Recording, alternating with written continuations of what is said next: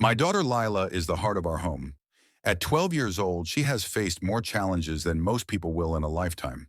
Born with a developmental disability, she communicates in her own way, through art, kindness, and a smile that could melt the iciest heart. We moved to our new neighborhood last year, seeking a quiet place where Lila could thrive.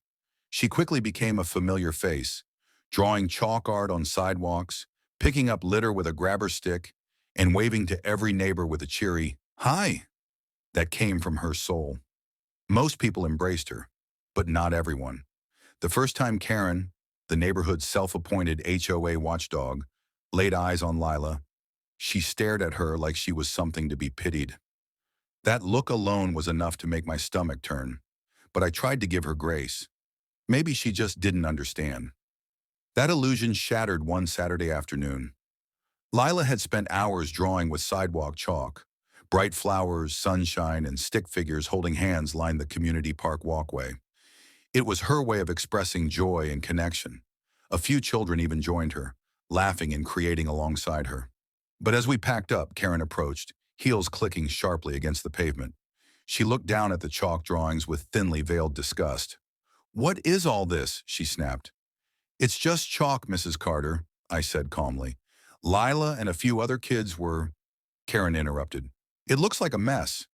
You let that child scribble all over the path?" Lila looked up, confused.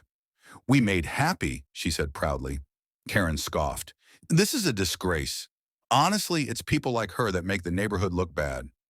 For a moment, I couldn't speak. The word disgrace echoed in my ears like a slap. I stepped forward, fury rising in my throat. "Do you even know who you're talking about?"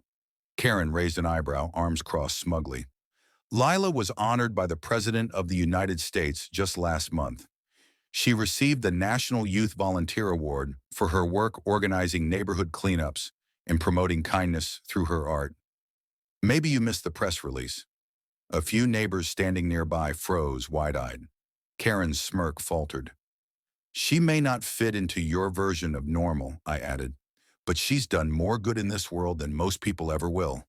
Karen turned red. "I didn't know. I didn't mean—" But the damage was done.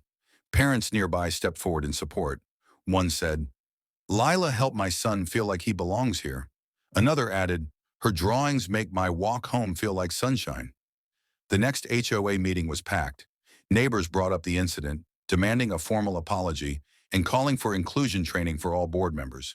Karen, now deeply embarrassed, was removed from her leadership role.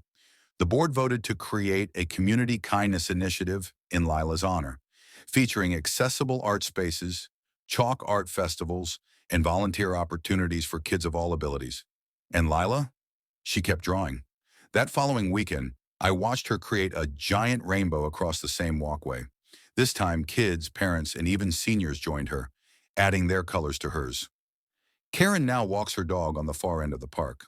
Leela walks with joy, a president's medal in her bedroom, and an entire community behind her.